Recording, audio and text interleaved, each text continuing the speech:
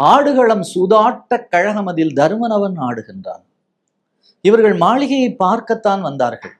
அப்படி மாளிகையை பார்க்க வருகிற பொழுது எல்லோரும் சொல்லுகிறார்கள், கொஞ்ச நேரம் பொழுது போக வேண்டும், காலையிலே சாப்பிட்டாகிவிட்டது, மதியம் சாப்பாடு வரை நமக்கு ஏதாவது வகையிலே பொழுது போக்க வேண்டும். அப்படி பொழுதுபோக்குவதற்கான ஒரு வாய்ப்பு என்ன என்று சொன்னால், நாம் கொஞ்ச நேரம் சூதாடலாம். சூதாடுதல் என்பது மன்னர்களுக்கு இடையிலே இருக்கக்கூடிய ஒரு சாதாரண விஷயம்.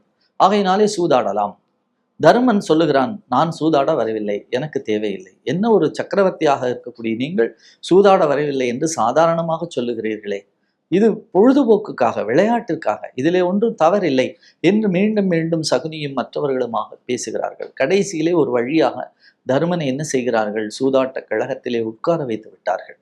அவனை சம்மதிக்க வைத்து விட்டார்கள். அப்படி சம்மதிக்க வைத்த பொழுது தருமன் மனதிலே நினைக்கிறான், இந்த இடத்திலே என் பகவானை நான் நினைக்க வேண்டும். நான் நன்மை செய்கிற பொழுது பகவானை நினைக்கிற பொழுது மாதிரி, இந்த மாதிரியான ஒரு தவறான செயல் செய்கிற பொழுதும் நான் பகவானை நினைக்க வேண்டும்.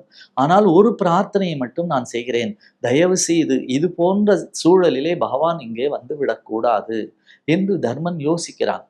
ஆகையினாலே தான் பகவான் அங்கே வரவில்லை. பல பேர் கேட்பார்கள், இவ்வளவு தூரம் இந்த போர்க்களம் நிறைந்து இந்த போர்க்களத்திலே வந்து சண்டையிட்டு கடைசியிலே நீங்கள் தர்மரை ஜெயிக்க வைத்திருக்கிறீர்களே, நீங்கள் ஒருவேளை பார்த்திருக்கலாம். என்ன என்று கேட்டால், அந்த சூதாட்ட கழகத்திலேயே வந்து இருந்து சௌனியை விட நீங்கள் சர்வ வல்லமை படைத்தவர்கள், அங்கேயே நீங்கள் இவர்களுக்கு வெற்றியை தேடி தந்திருக்கலாமே என்று சொன்னால், அப்பொழுது பகவான் சொல்லுகிறார், தர்மன் என்ன பிரார்த்தித்தான் என்று கேளுங்கள். தர்மன் என்ன பிரார்த்திக்கிறான், பகவானே இந்த இடத்திற்கு மட்டும் நீங்கள் வந்து விடாதீர்கள், என்றால் இது சூதாட்ட கழகம், இங்கே உங்களை வர வைத்த பாவம் எனக்கு வரக்கூடாது என்று அவன் பிரார்த்தனை பண்ணி கொண்டிருந்தான்.